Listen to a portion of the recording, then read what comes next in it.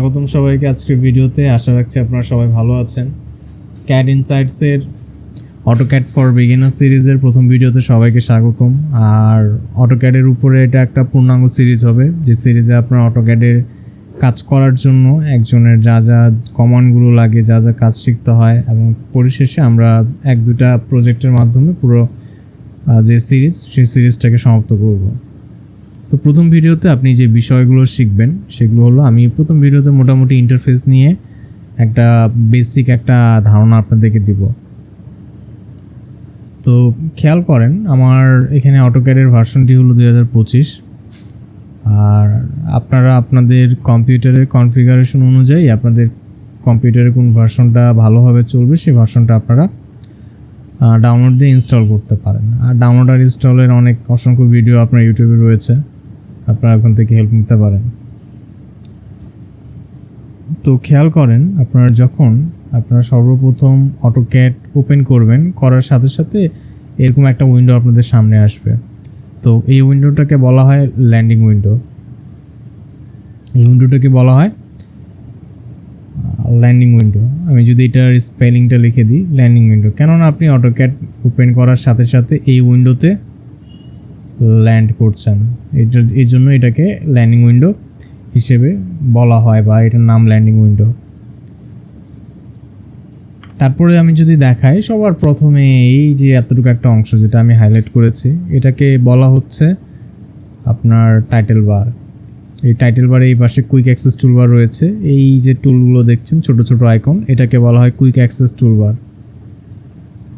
মাঝখানে অটোক্যাড এবং তার পাশে হলো ভার্সনটা দেওয়া আছে, এবং তার সবার শেষে দেখেন আপনার close, maximize, minimize, restore down, এই বাটনগুলো রয়েছে। ঠিক তার নিচে যদি আপনারা আসেন, এখানে দেখতে পাবেন যে রিবন, এই পুরো জিনিসটাকে রিবন বলা হয়।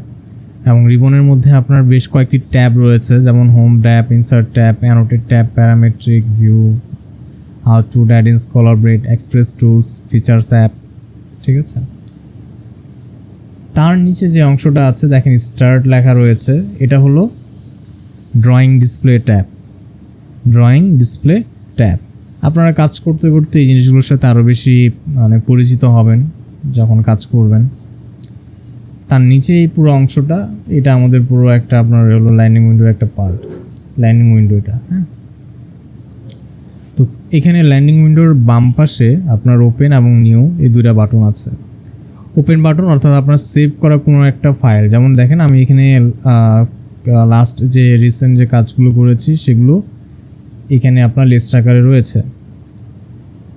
তো এই ফাইলগুলোকে যদি আপনি ওপেন করতে চান, তো এই যে ওপেন বাটনের উপরে ক্লিক দিয়ে আপনি সিম্পলিভাবে ওপেন করতে পারেন কোনো একটা ফাইলকে। আর নিউ বাটন হলো, এই নিউ বাটনের উপরে ক্লিক করলে নতুন একটা ফাইল ক্রিয়েট হবে, অটোক্যাডে নতুন একটা ড্রয়িং ফাইল ক্রিয়েট হবে।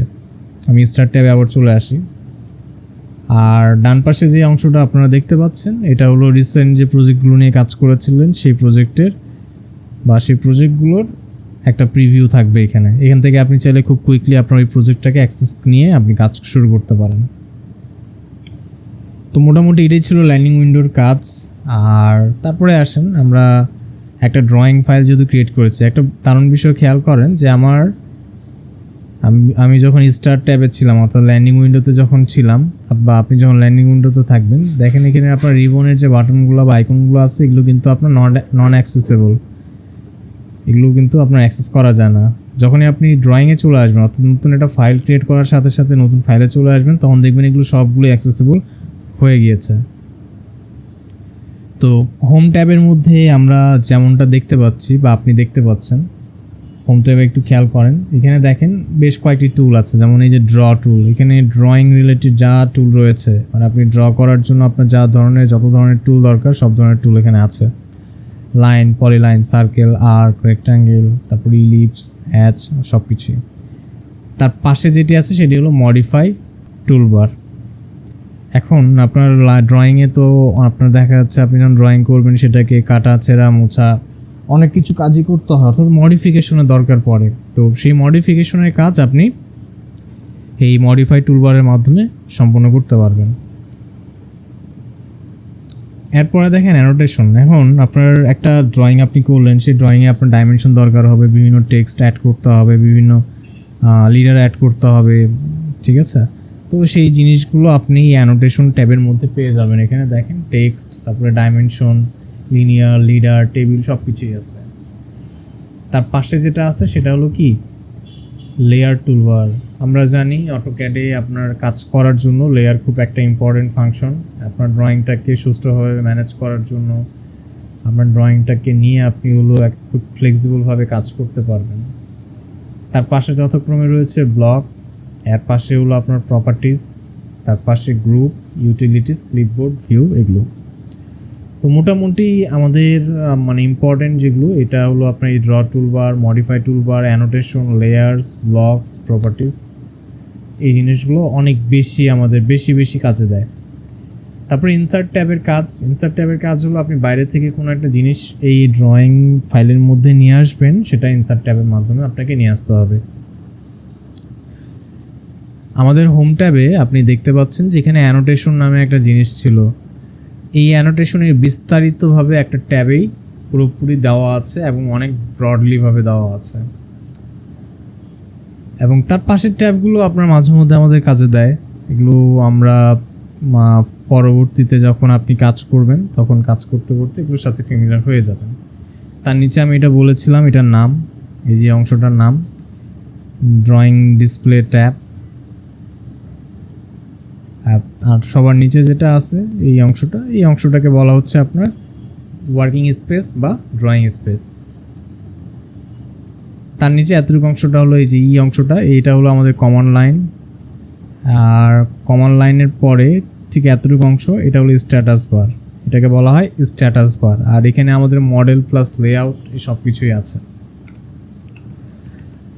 এখন আমার এখানে একটু খেয়াল করেন, আমার যে ওয়ার্কিং স্পেস বা ড্রয়িং স্পেস, সেই ড্রয়িং স্পেসটার কালারটি হলো ব্ল্যাক, এবং এটার মধ্যে অসংখ্য ছক আপনার হলো গ্রাফ কাগজ বা গ্রাফ দেওয়া আছে, গ্রাফ লাইন দেওয়া আছে। এটাকে হাইড করার জন্য আপনি এই যে স্ট্যাটাস বারে এসে এখান থেকে মডেলের পাশে যে ড্রয়িং ডিসপ্লে গ্রিড, এর উপরে টিক দিলে এটা চলে যাবে। এটার কিবোর্ড শর্টকাটও আছে। দেখেন আমি মাউসটাকে যদি এখানে একটু ওভার করে রাখি এই জায়গার উপরে, আমার একটা গ্রিড মোডের একটা কিবোর্ড শর্টকাট দেখাচ্ছে, দেখতে পাচ্ছেন F7, অর্থাৎ ফাংশন কি। আপনাদের কিবোর্ডের যে ফাংশন কি রয়েছে, আমরা যদি একটা কাজ করি, আমি একটু গুগলে আসি, গুগলে এসে আমি যদি একটা কিবোর্ড সার্চ দিই,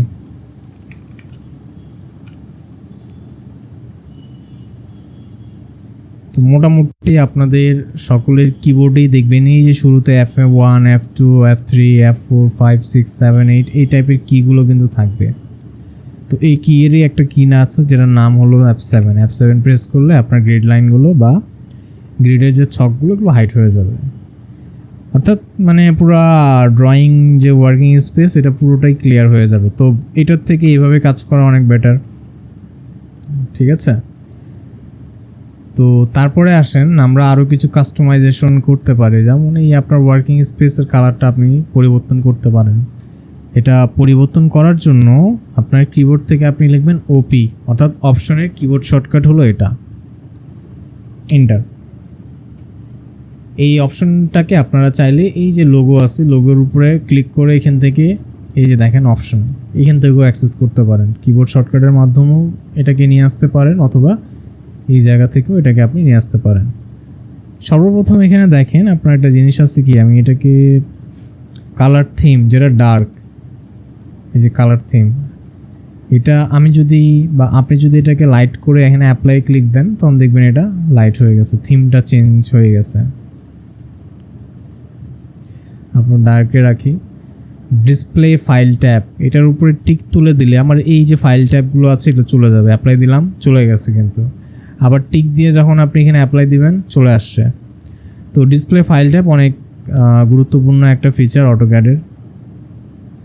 তারপরে আসুন কালার্স হলো 2D মডেল স্পেস সিলেক্ট থাকা অবস্থায় ইন্টারফেস এলিমেন্টে ইউনিফর্ম ব্যাকগ্রাউন্ড, এখানে কালারটা আপনি হোয়াইট করে দেন, অ্যাপ্লাই অ্যান্ড ক্লোজ দেন, দেখেন আমার ওয়ার্ক স্পেসের কালার কিন্তু পরিবর্তন হয়ে গিয়েছে। এটাকে যদি আপনি অন্য কোনো কালারও দিতে চান, যেমন ধরেন যে আপনি একটু ডার্ক ব্লু টাইপের কালার দিবেন, ডার্ক ব্লু কিন্তু এটা হয়ে গেছে।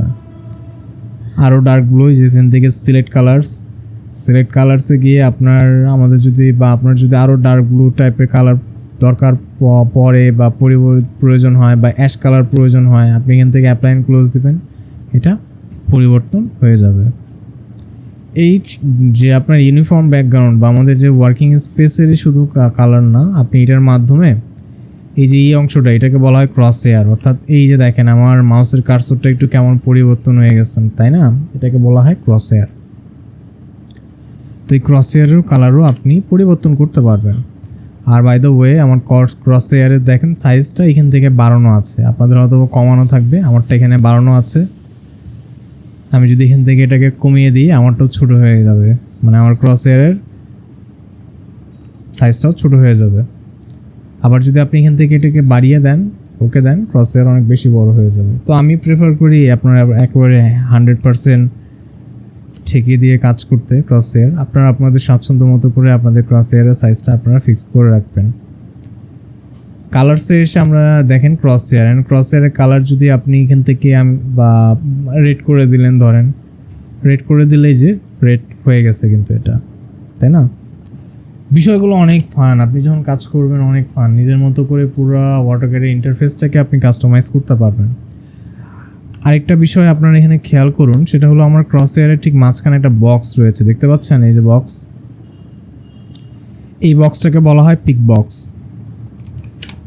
আমরা আবার অপশনে আসবো, অপশনে এসে এই পিক বক্সের সাইজটাও আপনাদের হয়তো অনেক ছোট পাবেন। তো এটাকে বড় করার জন্য সিলেকশনে এসে যে পিক বক্স সাইজ, এটা আপনারা এখান থেকে নিজের মনের মতো করে বড় করে ফেলতে পারেন।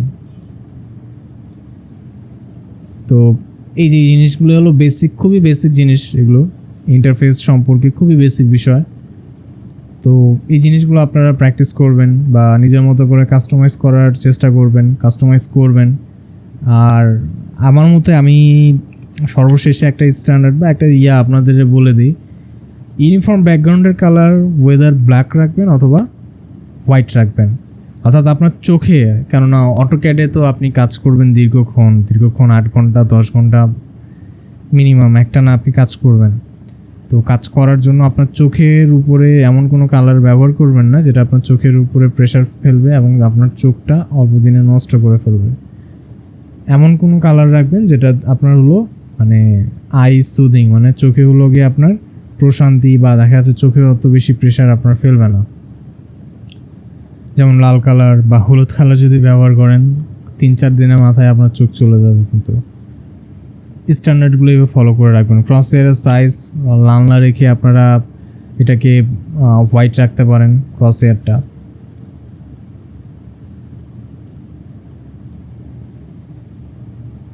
দিয়ে এইভাবে আপনারা কাজ করতে পারেন। তো আশা রাখছি প্রথম ভিডিও অটোক্যাডের উপরে ভিডিওটি আপনাদের ভালো লেগেছে, আর আপনারা এই অনুসারে আপনারা প্র্যাকটিস করবেন। কোনো সমস্যা হলে অবশ্যই কমেন্ট করে জানাবেন, আর ভিডিওটি কেমন লাগলো এটাও কমেন্ট করবেন। দ্বিতীয় ভিডিওতে আমরা আমাদের যে ড্রয়িং টুলসগুলো আছে সেই ড্রয়িং টুলসগুলো নিয়ে আমরা টুকটাক কাজ করব। তো ধন্যবাদ সবাইকে ভিডিও দেখার জন্য, দেখা হচ্ছে পরবর্তী ভিডিওতে।